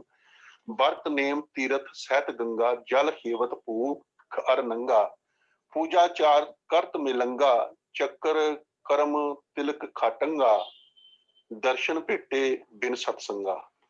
ਸਤਿਗੁਰੂ ਪਾਤਸ਼ਾਹ ਨੇ ਸ਼ਬਦ ਦੇ ਅੰਦਰ ਜੋ ਵੀ ਉਸ ਵੇਲੇ ਦੀਆਂ ਧਾਰਮਿਕ ਚਿੰਨ੍ਹ ਜੋ ਇੱਕ ਰੀਤ ਦਾ ਰੂਪ ਧਾਰਨ ਕਰ ਚੁੱਕੀਆਂ ਸਨ ਅਤੇ ਕੇਵਲ ਚਿੰਨ੍ਹ ਹੀ ਜੋ ਸਨ ਉਹ ਧਰਮ ਮੰਨੇ ਜਾਂਦੇ ਸਨ, ਸਤਿਗੁਰਾਂ ਨੇ ਉਹਨਾਂ ਨੂੰ ਜੋ ਹੈ ਇਹਦੇ ਵਿੱਚ ਖਾਸ ਕਰਕੇ ਜਦੋਂ ਸਤਿਗੁਰੂ ਪਾਤਸ਼ਾਹ ਨੇ ਉਸ ਨੂੰ ਉਜਾਗਰ ਕੀਤਾ, ਸੱਚ ਕਰਕੇ ਦੱਸਿਆ ਵੀ ਕੇਵਲ ਚਿੰਨ੍ਹ ਜੋ ਨੇ ਉਹ ਧਰਮ ਨਹੀਂ ਹੋ ਸਕਦੇ, ਤਾਂ ਉਹਦੇ ਅੰਦਰ ਤਿਲਕ ਦੀ ਵੀ ਗੱਲ ਕੀਤੀ ਕਿ 6 ਵੱਖ-ਵੱਖ ਤਰੀਕੇ ਦੇ ਨਾਲ ਤਿਲਕ ਜੋ ਨੇ ਇਹ ਉਸ ਮੱਤ ਦੇ ਮੰਨਣ ਵਾਲੇ ਲਾਉਂਦੇ ਨੇ। 2 ਲੱਤਾਂ ਦੇ ਉੱਤੇ, 2 ਬਾਹਾਂ ਦੇ ਉੱਤੇ, ਛਾਤੀ ਦੇ ਉੱਤੇ, ਸਿਰ ਦੇ ਉੱਤੇ ਚੱਕਰ ਕਰਨ ਤਿਲਕ ਖਾਟੰਗਾ, ਚੱਕਰ ਕਰਮ ਤਿਲਕ ਖਾਟੰਗਾ। ਹੁਣ ਸਤਿਗੁਰੂ ਪਾਤਸ਼ਾਹ ਨੇ ਦੀ ਬਾਣੀ ਦੇ ਅੰਦਰ ਹੀ ਭਗਤ ਜੀ ਬਖਸ਼ਿਸ਼ ਕਰਦੇ ਨੇ, ਮਾਥੈ ਤਿਲਕ ਹੱਥ ਮਾਲਾ ਬਾਨਾ ਲੋਗਨ ਰਾਮ ਖਿਡੌਣਾ ਜਾਨਾ, ਕਿ ਭਾਈ ਮੱਥੇ ਦੇ ਉੱਤੇ ਤਿਲਕ ਲਾ ਕੇ ਹੱਥ ਦੇ ਵਿੱਚ ਮਾਲਾਂ ਪਕੜੀ ਹੋਈ ਲੋਕੀ ਜੋ ਨੇ ਉਹ ਕੇਵਲ ਆਪਣੇ ਬਾਹਰੀ ਭੇਖਾਂ ਦੇ ਨਾਲ ਜੁੜੇ ਹੋਏ ਪ੍ਰਮਾਤਮਾ ਨੂੰ ਖਿਡੌਣਾ ਸਮਝਦੇ ਨੇ ਕਿ ਪ੍ਰਮਾਤਮਾ ਪਤੀ ਜਾਵੇਗਾ। ਫਿਰ ਗਲ ਮਾਲਾ ਤਿਲਕ ਲਟਨ ਦੋ ਧੋਤੀ ਬਸਤਰ ਕਪਾਟਨ। ਸਤਿਗੁਰੂ ਪਾਤਸ਼ਾਹ ਨੇ ਆਸਾ ਦੀ ਵਾਰ ਦੇ ਅੰਦਰ ਵੀ ਇਸ ਨੂੰ ਪਖੰਡ ਦੇ ਰੂਪ ਵਿੱਚ ਹੀ ਲਿਆ ਹੈ। ਕਹਿਣ ਤੋਂ ਭਾਵ ਕਿ ਗੁਰਬਾਣੀ ਨੇ ਤਿਲਕ ਨੂੰ ਜਾਂ ਟਿੱਕੇ ਨੂੰ ਕਿਤੇ ਵੀ ਜੋ ਹੈ ਗੁਰਮਤਿ ਦੇ ਅੰਦਰ ਥਾਂ ਨਹੀਂ ਦਿੱਤੀ। ਗੁਰੂ ਪਾਤਸ਼ਾਹ ਨੇ ਭਾਈ ਗੁਰਦਾਸ ਜੀ ਵੀ ਬਖਸ਼ਿਸ਼ ਕਰਦੇ ਹਨ, 12 ਤਿਲਕ ਮਿਟਾਏ ਕਹਿ ਗੁਰਮੁਖ ਤਿਲਕ ਨਿਸ਼ਾਨ ਚੜਾਇਆ, ਕਿ ਜੋ ਉਸ ਵੇਲੇ ਉਸ ਧਰਮ ਦੇ ਜੋ ਸਨਾਤਨ ਮਤ ਸੀ ਜਾਂ ਜੋ ਵੈਸ਼ਨਵ ਮਤ ਸੀ ਉਹਨਾਂ ਦੇ ਅਨੁਸਾਰ ਜੋ ਤਿਲਕ ਲਾਉਣ ਦੇ ਵੱਖਰੇ ਵੱਖਰੇ ਢੰਗ ਸਨ। 12 ਤਰੀਕੇ ਦੇ ਉਹ ਤਿਲਕ ਲਾਇਆ ਕਰਦੇ ਸਨ ਆਪਣੇ ਆਪਣੇ ਤਰੀਕੇ ਨਾਲ, ਅਤੇ ਉਹਦਾ ਕਾਰਨ ਹੀ ਇਹ ਸੀ ਕਿ ਆਪਣੀ ਆਪਣੀ ਆਇਡੈਂਟੀਟੀ ਨੂੰ ਜ਼ਿੰਦਾ ਰੱਖਣ ਦੇ ਵਾਸਤੇ ਫਿਰਕੇ ਜੋ ਹਨ ਉਹ ਬਣ ਰਹੇ ਸਨ। ਤਾਂ ਭਾਈ ਗੁਰਦਾਸ ਜੀ ਕਹਿੰਦੇ ਨੇ ਕਿ ਗੁਰੂ ਕੇ ਸਿੱਖਾਂ ਨੇ ਇਹਨਾਂ ਤਿਲਕ ਜੋ ਸਨ ਇਹਨਾਂ ਨੂੰ ਇੱਕ ਪਾਸੇ ਰੱਖ ਕੇ ਜੋ ਸੀ ਉਹ ਨਿਸ਼ਾਨ ਜੋ ਸੀ ਗੁਰਮੁਖ ਨਿਸ਼ਾਨ ਭਾਵ ਗੁਰਮਤਿ ਦਾ ਨਿਸ਼ਾਨ ਜੋ ਗੁਰਬਾਣੀ ਦਾ ਰੰਗ ਸੀ ਉਸੇ ਨੂੰ ਹੀ ਜੋ ਹੈ ਤਿਲਕ ਕਰਕੇ ਮੰਨਿਆ ਹੈ। ਤੇ ਇਹ ਵੈਸ਼ਨਵ ਦੇ 12 ਤਿਲਕ ਜੋ ਸਨ ਇਹ ਸਰੀਰ ਦੇ ਵੱਖ-ਵੱਖ ਜੋ ਹਿੱਸਿਆਂ ਦੇ ਉੱਤੇ ਉਹ ਲੋਕੀ ਲਾਇਆ ਕਰਦੇ ਸਨ। 52 ਹਦਾਇਤਾਂ ਜਦੋਂ ਗੁਰੂ ਪਾਤਸ਼ਾਹ ਦੀਆਂ ਅਸੀਂ ਪੜ੍ਹਦੇ ਹਾਂ ਦਸਮ ਪਾਤਸ਼ਾਹ ਦੀਆਂ, ਤੇ ਉਹਦੇ ਵਿੱਚ ਸਤਿਗੁਰੂ ਬਖਸ਼ਿਸ਼ ਕਰਦੇ ਹਾਂ ਰਹਿਤ 5 ਕਕਾਰਾਂ ਦੀ ਹੀ ਰੱਖੇ, ਕਿ ਗੁਰੂ ਕਾ ਸਿੱਖ ਕੇਵਲ 5 ਕਕਾਰਾਂ ਦੀ ਹੀ ਰਹਿਤ ਜੋ ਹੈ ਰੱਖੇ। ਫਿਰ ਪੁਰਾਤਨ ਹਵਾਲਿਆਂ ਵਿੱਚ ਰਹਿਤਨਾਮਾ ਭਾਈ ਚੋਪਾ ਸਿੰਘ ਜੀ ਦੇ ਅਨੁਸਾਰ ਗੁਰੂ ਕਾ ਸਿੱਖ ਜੰਜੂ ਟਿੱਕੇ ਕੀ ਕਾਨ ਨਾ ਕਰੇ, ਮਤਲਬ ਇਹਦੀ ਪਾਲਣਾ ਨਾ ਕਰੇ।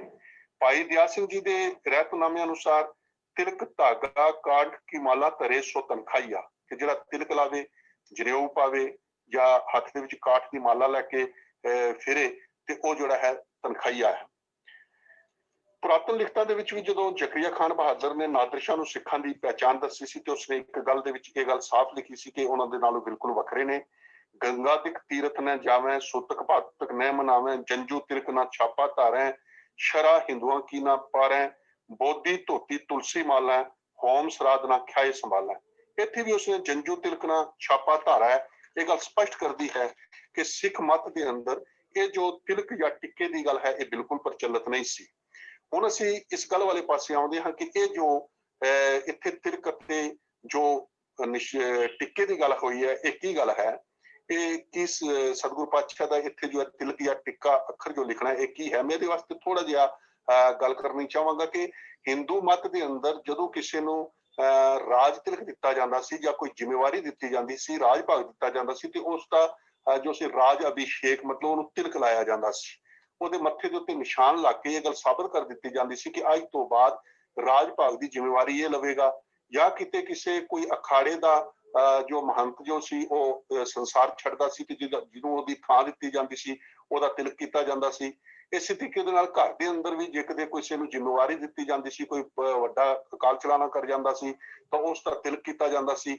ਇਸ ਤਰੀਕੇ ਦੇ ਨਾਲ ਤਿਲਕ ਤੋਂ ਭਾਵ ਉੱਥੇ ਵੀ ਇੱਕ ਜ਼ਿੰਮੇਵਾਰੀ ਹੀ ਮੰਨੀ ਜਾਂਦੀ ਸੀ। ਪਰ ਇੱਥੇ ਸਤਿਗੁਰੂ ਪਾਤਸ਼ਾਹ ਨੇ ਜੋ ਅਸੀਂ ਬਾਣੀ ਦੇ ਅੰਦਰ ਇਹ ਪ੍ਰਮਾਣ ਆਏ ਨੇ ਹਰ ਭਾਇਆ ਸਤਿਗੁਰ ਬੋਲਿਆ, ਹਰ ਮਿਲਿਆ ਪੁਰਖ ਸੁਜਾਨ ਜੀਓ, ਰਾਮਦਾਸ ਸੋਢੀ ਤਿਲਕ ਦੀਆ, ਗੁਰ ਸ਼ਬਦ ਸੱਚ ਨਿਸ਼ਾਨ ਜੀਓ। ਇਹ ਰਾਮਕਲੀ ਸੱਤ ਦੇ ਅੰਦਰ ਜੋ ਤੀਜੇ ਪਾਤਸ਼ਾਹ ਦੇ ਸੰਸਾਰ ਦੇ ਵਿੱਚੋਂ ਜੋਤੀ ਜੋਤ ਸਮਾਉਣ ਵੇਲੇ ਦੀ ਜੋ ਦ੍ਰਿਸ਼ ਪੇਸ਼ ਕੀਤਾ ਗਿਆ ਹੈ, ਉਹਦੇ ਵਿੱਚ ਸਾਨੂੰ ਜੋ ਪ੍ਰਚਲਿਤ ਰੀਤਾਂ ਸਨ ਦੂਜੇ ਧਰਮ ਦੀਆਂ, ਉਹਨਾਂ ਦੇ ਵਿੱਚੋਂ ਸਾਨੂੰ ਰੋਕਿਆ ਗਿਆ ਸੀ।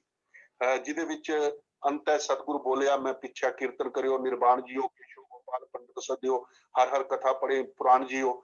ਤੇ ਇਹਦੇ ਵਿੱਚ ਜੋ ਸਤਿਗੁਰੂ ਪਾਤਸ਼ਾਹ ਨੇ ਉਸ ਵੇਲੇ ਪ੍ਰਚਲਿਤ ਰੀਤਾਂ ਸਨ ਦੂਜੇ ਧਰਮ ਦੀਆਂ, ਜੋ ਪਾਖੰਡ ਕੀਤਾ ਜਾ ਰਿਹਾ ਸੀ, ਉਹਦੇ ਵਿੱਚੋਂ ਸਾਨੂੰ ਰੋਕਣ ਦਾ ਯਤਨ ਕੀਤਾ ਸੀ। ਤੇ ਪੰਕਤੀਆਂ ਦੇ ਅੰਦਰ ਇਹ ਸਪਸ਼ਟ ਕੀਤਾ ਗਿਆ ਕਿ ਰਾਮਦਾਸ ਸੋਢੀ ਤਿਲਕ ਦੀਆ, ਗੁਰ ਸ਼ਬਦ ਸੱਚ ਨਿਸ਼ਾਨ ਜੀਓ, ਕਿ ਗੁਰੂ ਅਮਰਦਾਸ ਜੀ ਨੇ ਸੋਢੀ ਗੁਰੂ ਰਾਮਦਾਸ ਜੀ ਨੂੰ ਗੁਰਗੱਦੀ ਦੀ ਜ਼ਿੰਮੇਵਾਰੀ ਦੇ ਕੇ ਗੁਰੂ ਦਾ ਸ਼ਬਦ ਰੂਪੀ ਜੋ ਸੀ ਉਹ ਸੱਚੀ ਰਾਹਦਾਰੀ ਬਖਸ਼ੀ।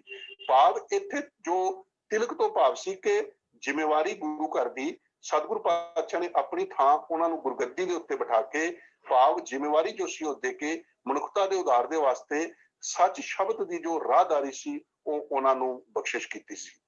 ਤੇ ਦੂਜਾ ਜੋ ਅਸੀਂ ਪ੍ਰਮਾਣ ਸੀ ਸਾਡੇ ਕੋਲ, ਉਹ ਸੱਤਾ ਬਲਵੰਡ ਜੀ ਦੀ ਵਾਰ ਦੇ ਵਿੱਚੋਂ ਰਾਮਕਲੀ ਰਾਗ ਦੇ ਵਿੱਚੋਂ ਹੈ, ਭਈ ਗੁਰ ਚੇਲੇ ਰਹਿਰਾਸ ਕੀ ਨਾਨਕ ਸਲਾਮਤ ਥਿਵਦਾ, ਸੈ ਟਿੱਕਾ ਦਿੱਤੋਸ ਜੀਵਦਾ। ਇਹਦੇ ਅੰਦਰ ਵੀ ਜੋ ਇਹ ਟਿੱਕਾ ਤੋਂ ਭਾਵ ਹੈ ਨਿਸ਼ਾਨੀ ਹੈ ਕਿ ਭਾਈ ਸਤਿਗੁਰੂ ਪਾਤਸ਼ਾਹ ਨੇ ਜ਼ਿੰਮੇਵਾਰੀ ਜੋ ਸੀ ਉਹ ਦਿੱਤੀ ਹੈ। ਗੁਰੂ ਪਾਤਸ਼ਾਹ ਨੇ ਜੋ ਸੀ ਉਹ ਜ਼ਿੰਮੇਵਾਰੀ ਭਾਈ ਲਹਿਣਾ ਜੀ ਨੂੰ ਦਿੱਤੀ, ਅਤੇ ਆਪਣੀ ਸਲਾਮਤੀ ਵਿੱਚ ਹੀ ਗੁਰੂ ਨਾਨਕ ਪਾਤਸ਼ਾਹ ਨੇ ਆਪਣੇ ਸਿੱਖ ਭਾਈ ਲਹਿਣੇ ਨੂੰ ਮੱਥਾ ਟੇਕਿਆ, ਅਤੇ ਸਤਿਗੁਰੂ ਜੀ ਦੇ ਜਿਉਂਦਿਆਂ ਹੀ ਸਤਿਗੁਰੂ ਪਾਤਸ਼ਾਹ ਨੇ ਜੋ ਗੁਰਿਆਈ ਦੀ ਜ਼ਿੰਮੇਵਾਰੀ ਸੀ ਉਹ ਭਾਈ ਲਹਿਣਾ ਜੀ ਨੂੰ ਦਿੱਤੀ ਹੈ।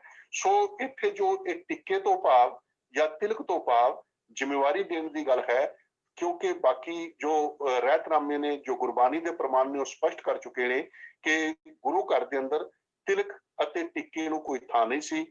ਸਿਰਫ ਇੱਕ ਪ੍ਰਚਲਿਤ ਤਰੀਕਾਕਾਰ ਜੋ ਸੀ ਉਹ ਦੁਨੀਆ ਦੇ ਅੰਦਰ ਚੱਲਦਾ ਸੀ, ਪਰ ਸਤਿਗੁਰੂ ਪਾਤਸ਼ਾਹ ਨੇ ਉਸ ਅੱਖਰ ਨੂੰ ਇਸਤੇਮਾਲ ਕਰਕੇ, ਜਿਵੇਂ ਆਮ ਕਰਕੇ ਅਸੀਂ ਕਿਸੇ ਦੇ ਵਾਸਤੇ ਕਹਿੰਦੇ ਆ ਕਿ ਜੀ ਮਿਹਨਤ ਤਾਂ ਫਲਾਣੇ ਨੇ ਬੜੀ ਕੀਤੀ ਪਰ ਸਿਹਰਾ ਦੂਜੇ ਦੇ ਸਿਰ ਬਣ ਦਿੱਤਾ ਗਿਆ। ਕੋਈ ਕਿਸੇ ਦੇ ਸਿਰ ਦੇ ਉੱਤੇ ਜਾ ਕੇ ਸਿਹਰਾ ਨਹੀਂ ਬਣਦਾ। ਭਾਵ ਕਿਹਾ ਜਾਂਦਾ ਹੈ ਕਿ ਉਹਦਾ ਜੋ ਮਤਲਬ ਜੋ ਹੈ, ਅਸੀਂ ਕਹਿ ਸਕਦੇ ਹਾਂ ਕਿ ਕੰਮ ਕਰਨ ਵਾਲਾ ਕੋਈ ਹੋਰ ਸੀ ਤੇ ਜਿਹੜਾ ਨਾਂ ਹੈ ਉਹ ਕਿਸੇ ਹੋਰ ਦਾ ਹੋ ਗਿਆ। ਪਰ ਇਸੇ ਤਰੀਕੇ ਦੇ ਨਾਲ ਉਸ ਵੇਲੇ ਇੱਕ ਹੋਇਆ ਕਰਦਾ ਸੀ ਜੀ ਫਲਾਣੇ ਦਾ ਤਿਲਕ ਹੋ ਗਿਆ। ਤਿਲਕ ਤੋਂ ਭਾਵ ਉਹਨੂੰ ਜ਼ਿੰਮੇਵਾਰੀ ਦੇ ਦਿੱਤੀ ਗਈ, ਉਸ ਨੂੰ ਕਿਸੇ ਜ਼ਿੰਮੇਵਾਰੀ ਜੋ ਹੈ ਉਹਨੂੰ ਦੇ ਦਿੱਤੀ ਗਈ। ਉਹ ਤਾਂ ਮੱਥੇ ਦੇ ਉੱਤੇ ਤਿਲਕ ਲਾਉਂਦੇ ਸਨ, ਪਰ ਸਤਿਗੁਰੂ ਪਾਤਸ਼ਾਹ ਨੇ ਇੱਥੇ ਜੋ ਅੱਖਰ ਵਰਤੇ ਨੇ, ਇਹ ਦੋ ਭਾਵ ਹੈ ਕਿ ਗੁਰੂ ਪਾਤਸ਼ਾਹਾਂ ਨੇ ਆਪਣੀ ਜੋ ਜ਼ਿੰਮੇਵਾਰੀ ਸੀ ਉਹ ਅੱਗੇ ਗੁਰੂ ਅਮਰਦਾਸ ਪਾਤਸ਼ਾਹ ਨੇ ਗੁਰੂ ਰਾਮਦਾਸ ਪਾਤਸ਼ਾਹ ਨੂੰ, ਜੋ ਪਹਿਲਾ ਪ੍ਰਮਾਣਾ ਉਹਦੇ ਵਿੱਚ ਸਪਸ਼ਟ ਹੈ ਕਿ ਆਪਣੀ ਜ਼ਿੰਮੇਵਾਰੀ ਜੋ ਸੀ ਉਹਨਾਂ ਨੂੰ ਦੇ ਦਿੱਤੀ, ਉਹਨਾਂ ਨੂੰ ਜ਼ਿੰਮੇਵਾਰ ਬਣਾ ਦਿੱਤਾ ਗੁਰੂ ਘਰ ਦਾ। ਤੇ ਜੋਤੀ ਜੋਤ ਸਮਾਉਣ ਤੋਂ ਪਹਿਲਾਂ ਤੇ ਗੁਰੂ ਨਾਨਕ ਪਾਤਸ਼ਾਹ ਨੇ ਵੀ ਆਪਣੇ ਜਿਉਂਦਿਆਂ ਹੀ ਸਲਾਮਤੀ ਦੇ ਅੰਦਰ ਹੀ ਭਾਈ ਲਹਿਣਾ ਜੀ ਨੂੰ ਜੋ ਸੀ ਉਹ ਜ਼ਿੰਮੇਵਾਰੀ ਦਿੱਤੀ ਸੀ। ਸੋ ਇਹ ਮੇਰੇ ਖਿਆਲ ਦੇ ਵਿੱਚ ਸਪਸ਼ਟ ਹੋ ਜਾਣਾ ਚਾਹੀਦਾ ਹੈ। ਫਿਰ ਵੀ ਜੇ ਕੋਈ ਕਿਤੇ ਕਿਸੇ ਕਿਸਮ ਦੀ ਕੋਈ ਹੋਰ ਇਹਦੇ ਵਿੱਚ ਵਾਧਾ ਕਰਨਾ ਚਾਹਵੇ ਤਾਂ ਉਹ ਜ਼ਰੂਰ ਸਾਡੇ ਗਿਆਨ ਦੇ ਵਾਸਤੇ ਵਾਧਾ ਕਰ ਸਕਦਾ, ਜਾਂ ਪੈਨਲ ਦੇ ਜੋ ਬਾਕੀ ਮੈਂਬਰ ਨੇ ਉਹ ਇਹਦੇ ਵਿੱਚ ਵਾਧਾ ਕਰ ਸਕਦੇ ਨੇ। ਹੋਈ ਵਾਰ ਕਰਦੇ ਖਿਮਾ ਕਰਨੀ ਜੀ। ਵਾਹਿਗੁਰੂ ਜੀ ਕਾ ਖਾਲਸਾ, ਵਾਹਿਗੁਰੂ ਜੀ ਕੀ ਫਤਿਹ। ਸਾ ਮਨਮੋਹਨ ਸਿੰਘ ਨੇ ਬੜੇ ਸੁੰਦਰ ਤਰੀਕੇ ਨਾਲ ਜਿਹੜੀ ਖਾਸ ਕਰਕੇ ਜਿਹੜੀ ਸਿਹਰੇ ਦੀ ਮਿਸਾਲ ਦੇ ਕੇ ਗੱਲ ਬਹੁਤ ਕਲੀਅਰ ਕੀਤੀ। ਸਮਾਂ ਸਾਧ ਸੰਗਤ ਜੀ ਬੜਾ ਥੋੜਾ, ਇੱਕ ਸ਼ਬਦ ਹੋਰ ਲੈਣਾ, 7 ਮਿੰਟ ਰਹਿ ਗਏ ਨੇ। ਔਰ ਗਿਆਨੀ ਅੰਮ੍ਰਿਤਪਾਲ ਸਿੰਘ ਜੀ ਨੇ ਇਹਦੇ ਸਾਨੂੰ ਦੱਸਿਆ ਸੀ ਕਿ ਸਹਿ ਟਿਕਾ ਦਿੱਤਾ ਸੀ, ਉਹਨੂੰ ਟਿੱਕਾ ਨਹੀਂ ਟਿਕਾ ਪੈਣਾ। ਤੋਂ ਬੜਾ ਉਹਨਾਂ ਦਾ ਵੀ ਧੰਨਵਾਦ ਹੈ ਜੀ, ਉਹਨੇ ਇਨਪੁਟ ਦਿੱਤੀ ਸੀ। ਮੈਂ ਅਗਲੇ ਸਵਾਲ ਵੱਲ ਚੱਲਦਾ ਸਾਧ ਸੰਗਤ ਜੀ, ਕਿਉਂਕਿ ਸਮਾਂ ਰਹਿ ਗਿਆ 7 ਮਿੰਟ ਦਾ। ਇਹ ਸਵਾਲ ਭੈਣ ਗੁਰਚਰਨ ਕੌਰ ਜੀ ਨੇ ਭੇਜਿਆ ਜੀ US ਤੋਂ। ਉਹ ਕਹਿੰਦੇ ਨੇ ਇੱਕ ਓਂਕਾਰ ਸਤਿਗੁਰ ਪ੍ਰਸਾਦ ਦਾ ਉਚਾਰਨ ਸਤ ਵੱਖਰਾ ਤੇ ਗੁਰਪ੍ਰਸਾਦ ਕਰਨਾ ਜਾਂ ਸਤਿਗੁਰ ਪ੍ਰਸਾਦ ਕਰਨਾ। ਸ਼ਬਦ ਦਾ ਜਿਹੜਾ ਦੂਸਰਾ ਪਾਰਟ, ਇਹ ਸਵਾਲ ਦਾ ਦੂਸਰਾ ਪਾਰਟ ਹੈ, ਉਹਦੇ ਵਿੱਚ ਉਹਨਾਂ ਨੇ ਇਹ ਵੀ ਪੁੱਛਿਆ ਕਿ ਜਿਹੜਾ ਮੂਲ ਮੰਤਰ ਦਾ ਉਚਾਰਨ ਹੈ ਇਹ ਆਪਾਂ ਪਹਿਲੇ ਕਰਨਾ ਰਾਗ ਤੋਂ ਕਿ ਬਾਅਦ ਚ ਕਰਨਾ, ਕਿਉਂਕਿ ਕਈਆਂ ਬੀੜਾਂ ਦੇ ਵਿੱਚ ਜਿਹੜਾ ਇਹ ਮੂਲ ਮੰਤਰ ਹੈ ਇਹ ਪਹਿਲੇ ਲਿਖਿਆ ਤੇ ਬਾਅਦ ਵਿੱਚ ਰਾਗ ਦਾ ਨਾਮ ਹੈ। ਪਰ ਅੱਜ ਕੱਲ੍ਹ ਬਹੁਤ ਸਾਰੀ ਬੀੜਾਂ ਦੇ ਵਿੱਚ ਪਹਿਲੇ ਰਾਗ ਦਾ ਨਾਮ ਹੈ ਤੇ ਬਾਅਦ ਵਿੱਚ ਮੂਲ ਮੰਤਰ। ਇਹ ਦੋ ਸਵਾਲ ਨੇ। ਮੈਂ ਬੇਨਤੀ ਕਰਾਂਗਾ ਵੀਰ MP ਸਿੰਘ ਜੀ ਨੂੰ ਵੀ ਆਪਣੇ ਕੋਲ 6 ਮਿੰਟ ਹੈਗੇ ਨੇ, ਕਿਰਪਾ ਕਰਕੇ ਉਹਦੇ ਵਿੱਚ ਇਹਨਾਂ ਦਾ ਉੱਤਰ ਦੇ ਦਿਓ ਜੀ। ਵਾਹਿਗੁਰੂ ਜੀ ਕਾ ਖਾਲਸਾ, ਵਾਹਿਗੁਰੂ ਜੀ ਕੀ ਫਤਿਹ। ਤੋਂ ਪਹਿਲਾਂ ਜਿਹੜਾ ਦੂਜਾ ਪਾਰਟ ਹੈ ਸਵਾਲ ਦਾ, ਉਹਦੀ ਗੱਲ ਕਰ ਲੈਂਦੇ ਹਾਂ। ਤੇ ਮੂਲ ਮੰਤਰ ਦਾ ਉਚਾਰਨ ਪਹਿਲੋਂ ਹੀ ਹੋਣਾ ਚਾਹੀਦਾ ਹੈ, ਜੋ ਮੰਗਲ ਦੇ ਰੂਪ ਦੇ ਵਿੱਚ ਅੰਕਿਤ ਕੀਤਾ ਜਾਂਦਾ ਹੈ। ਪੁਰਾਤਨ ਆਤਿਕਤ ਬੀੜਾਂ ਦੇ ਵਿੱਚ ਹਮੇਸ਼ਾ ਹਮੇਸ਼ਾ ਹੀ ਮੂਲ ਮੰਤਰ ਉੱਪਰ ਸੱਜੇ ਪਾਸੇ ਲਿਖਿਆ ਜਾਂਦਾ ਸੀਗਾ ਸਤਿਕਾਰ ਦੇਣ ਵਾਸਤੇ। ਰਾਗ ਦਾ ਨਾਮ ਜਿਹੜਾ ਸੀ ਉਹ ਖੱਬੇ ਪਾਸੇ ਲਿਖਿਆ ਜਾਂਦਾ ਸੀਗਾ। ਉਹ ਇਹ ਸਪਸ਼ਟ ਸੀ ਕਿ ਉਚਾਰਨ ਮੂਲ ਮੰਤਰ ਦਾ ਪਹਿਲੋਂ ਹੋਏਗਾ तो राग जो कि शब्दों का सिरलेख है वो बाद च उच्चारण किया जाएगा। ये सज्जे पासे लिखा भी इसे पिछे जाता सीगा कि ये ऊपर है इनू पहला पढ़ना है, पर छापे की बीड़ा में जो छपाई हुई तो उदों फिर जो किसी को समझ आई उन्होंने किधरे ऊपर कर दिता किधरे थले कर दिता। तो अगर जो असी थले पासों चलना शुरू करिए ऊपर वाल नूं तो हर जगह सिरलेख जिहड़ा है राग दा हुंदा है। ਤੇ ਜੇ ਸਭ ਤੋਂ ਪਹਿਲੇ ਸ਼ਬਦ ਤੇ ਪਹੁੰਚਾਂਗੇ ਤੇ ਫਿਰ ਜੇ ਮੰਗਲ ਪਿੱਛੋਂ ਲਿਖਿਆ ਹੋਏਗਾ ਤੇ ਉਹ ਸਿਰਲੇਖ ਤੇ ਮੰਗਲ ਬਣ ਜਾਏਗਾ ਯਾਨੀ ਮੂਲ ਮੰਤਰ, ਤੇ ਉਸ ਤੋਂ ਉੱਤੇ ਜਾ ਕੇ ਫਿਰ ਰਾਗ ਦਾ ਨਾਮ ਆਏਗਾ ਜੋ ਕਿ ਲੌਜੀਕਲ ਨਹੀਂ ਹੈ। तो ਸਿਧਾਂਤਕ ਤੌਰ ਦੇ ਉੱਤੇ ਮੰਗਲਾਚਰਨ ਮੂਲ ਮੰਤਰ ਦਾ ਉਚਾਰਨ ਪਹਿਲੋਂ ਤੇ ਰਾਗ ਦਾ ਨਾਮ ਪਿੱਛੋਂ ਆਉਣਾ ਚਾਹੀਦਾ ਹੈ। ਹੁਣ ਅਸੀਂ ਗੱਲ ਕਰਦੇ ਹਾਂ ਮੂਲ ਮੰਤਰ ਦੇ ਸਰੂਪ ਦੀ। ਜਿਵੇਂ ਕਿ ਆਪ ਸਾਰੇ ਜਾਣਦੇ ਹੀ ਹੋ ਕਿ ਮੂਲ ਮੰਤਰ ਦੇ 4 ਵੱਖ-ਵੱਖ ਸਰੂਪ ਹਨ ਗੁਰੂ ਗ੍ਰੰਥ ਸਾਹਿਬ ਜੀ ਦੇ ਅੰਦਰ।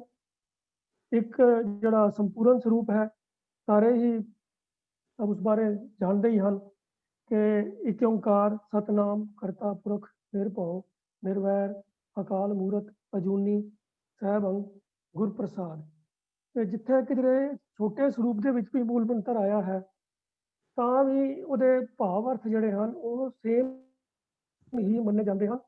ते जिहड़े इहदे 4 ਵੱਖੋ ਵੱਖਰੇ स्वरूप हैं ਉਹਦਾ ਦਾ ਬਿਰਤਾਂਤ ਇਸ ਤਰ੍ਹਾਂ ਹੈ ਕਿ ਜਿਹੜਾ ਸੰਪੂਰਨ ਮੂਲ ਮੰਤਰ ਹੈ ਉਹ 33 ਵਾਰ ਆਇਆ ਹੈ ਸਾਰੇ ਗੁਰੂ ਗ੍ਰੰਥ ਸਾਹਿਬ ਜੀ ਦੇ ਅੰਦਰ। ਫਿਰ 8 ਵਾਰੀ ਇਸ ਤੋਂ ਛੋਟਾ ਸਰੂਪ ਆਇਆ ਹੈ ਇੱਕ ਓਂਕਾਰ ਸਤਨਾਮ ਕਰਤਾ ਪੁਰਖ ਗੁਰ ਪ੍ਰਸਾਦ। ਤੇ ਕੇਵਲ 2 ਵਾਰੀ ਇਸ ਤੋਂ ਵੀ ਛੋਟਾ ਸਰੂਪ ਆਇਆ ਹੈ ਇੱਕ ਓਂਕਾਰ ਸਤਨਾਮ ਗੁਰ ਪ੍ਰਸਾਦ। ਤੇ 524 ਵਾਰ ਸਭ ਤੋਂ ਸੰਖੇਪ ਸਰੂਪ ਹੈ ਇੱਕ ਓਂਕਾਰ ਸਤ ਗੁਰ ਪ੍ਰਸਾਦ।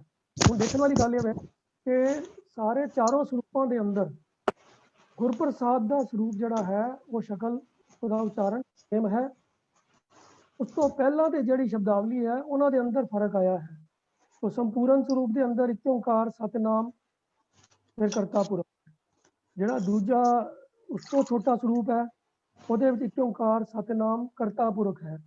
तीजा स्वरूप है एक ओंकार सतनाम गुरप्रसाद है। चौथे स्वरूप के अंदर है एक ओंकार सत। गुरप्रसाद को कितने भी छेड़िया नहीं गया है, उन्होंने सेम ही रखा गया है, सिर्फ पहली शब्दावली बदली गई है। तो इस लॉजिकली तो इसका उच्चारण एक ओंकार सत गुरप्रसाद ही बनता है, जिसका अर्थ बनेगा वो एक ओंकार जो सर्वव्यापक है एक रस व्यापक है जिसका नाम सत है, जिहड़ा कभी भी होने वाला है, जिहड़ा कभी भी बदलने वाला नहीं है।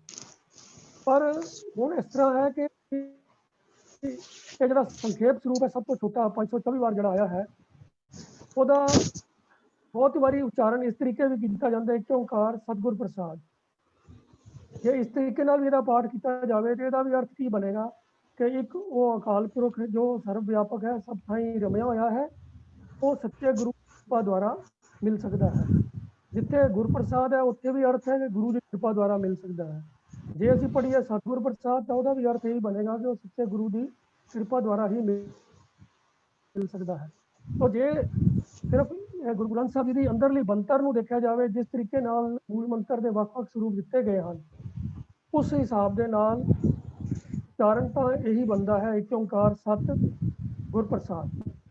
तो उत्थे अर्थ हो जाएगा वो एक अकाल पुरख जो सब थाई व्यापक है एक रस व्यापक है जिसकी होंद सदीवी है वो गुरु की कृपा द्वारा मिलता है। पर प्रचलित ये जरा एक ओंकार सतगुर प्रसाद है वह भी अर्थ यही है कि वो अकाल पुरख जो एक रस व्यापक है कि वो सच्चे गुरु सदीवी गुरु है वो कृपा द्वारा ही मिलता है। गुरमत का यह भी सिद्धांत है कि गुरु और परमेश्वर कोई भेद नहीं, गुरु जड़ा है वो भी पारब्रह्म का ही रूप है। तो इसलिए हमें लॉजिकली कारण एक ओंकार सत गुरप्रसाद ही ठीक है। पर जो प्रचलित हुण इस वेले संगत करदियां हैं एक ओंकार सतगुर प्रसाद ਉਹਦੇ ਵਿੱਚ भी किसी को कोई इतराज़ नहीं होना चाहिए। तो मेरे हिसाब नाल दोनों उच्चारण ही प्रवान हैं, भाव अर्थ को दिमाग के रखना चाहिए है, अर्थ वही बनते हैं। बाकी जो मेरे हिसाब जो मैंने समझ आई है जो अंदरूनी बनतर के हिसाब नाल है वो उच्चारण एक ओंकार सत गुरप्रसाद है ਤੇ ਜੇ ਸਤਿਗੁਰ ਪ੍ਰਸਾਦ ਵੀ ਪੜਿਆ ਜਾਵੇ ਤੇ ਉਹਦੇ 'ਚ ਕੋਈ ਗੁਨਾਹ ਨਹੀਂ ਹੈ, ਕੋਈ ਪਾਪ ਨਹੀਂ ਹੈ, ਉਹਦਾ ਵੀ ਭਾਵ ਉਹੀ ਹੈ ਕਿਉਂਕਿ ਸਤਿਗੁਰ ਪ੍ਰਸਾਦ ਵੀ ਪ੍ਰਚਲਿਤ ਹੈ ਔਰ ਪ੍ਰਵਾਨ ਕਰ ਲੈਣਾ ਚਾਹੀਦਾ ਹੈ। तो इतनी बेनती है जी। वाहिगुरु जी का खालसा ਵਾਹਿਗੁਰੂ ਜੀ ਕੀ ਫਤਿਹ। ਤੇ ਠੀਕ ਹੈ ਜੀ, ਕਿਉਂਕਿ ਭਾਵ ਸਮਝਣ ਦੀ ਗੱਲ ਹੈ ਤੇ ਉਹਦੇ 'ਚ ਕੋਈ ਫਰਕ ਨਹੀਂ ਹੈ। ਔਰ ਇੱਕ ਓਂਕਾਰ ਸਤਿਗੁਰ ਪ੍ਰਸਾਦ ਪੜ੍ਹਿਆ ਜਾਏ ਜਾਂ ਇੱਕ ਓਂਕਾਰ ਸਤਿਗੁਰ ਪ੍ਰਸਾਦ ਪੜ੍ਹਿਆ ਜਾਏ, ਵੀਰ ਜੀ ਨੇ ਦੱਸਿਆ ਕਿ ਇਹਦੇ 'ਚ ਕੋਈ ਅੰਤਰ ਨਹੀਂ। तो आस है जिन्हों ने क्वेश्चन भेजा भैन गुरचरण कौर जी ने, ये दोनों क्वेश्चनों का उत्तर उन्होंने मिल गया। बाकी संगत ने भी इस अगर कोई होर वादा करना होएगा तो कृपा करके, क्योंकि उन्हें समा हो गया, वो क्वेश्चन लिख के भेज सकते हैं। तो साथ संगत जी अज दे इस जो क्वेश्चन उत्तर सैशन सीगा ये निभाते हैं, कई प्रकार दी गलतियां भुलां रह जांदियां ने, उन्हें आप क्षमा मंगते हैं। तो समा हो गया, मैं जान तो पहला कि दो नवे संगत मैंबर आए ने, मैं उन्होंने बेनती कर रहा भी वो कृपा करके अनम्यूट करके अपने आप को संगत नाल फतेह सांझी करो जी। पहला है